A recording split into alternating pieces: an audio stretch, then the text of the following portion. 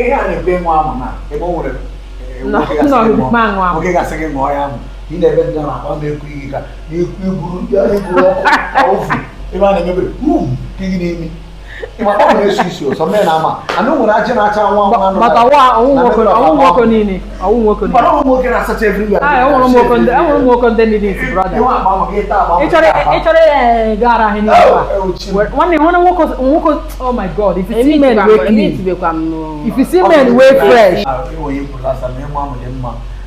some girls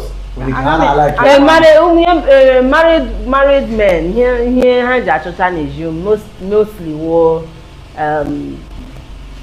Ịṅụ Amu ha and flexible all this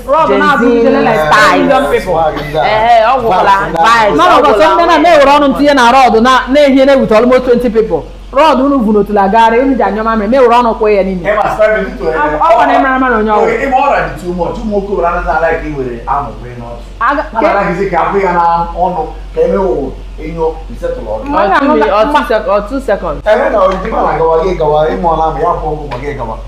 mgbe m ga-aṅụ ga-amụ mgbe mmebi nwụcha gị mma nwụrụ anwụ ebilie ka ị mara nwoke na-eme wit ntuli I'll do it for my your guy. Yes. Your husband, or what guy? Guy, Ojamu, Adwaro, Nyobla. Guy. Also, you don't enjoy. How we enjoy? You may go near enjoy. Man of God, Amu. Now, you may enjoy. When he may enjoy, unless I'm on God.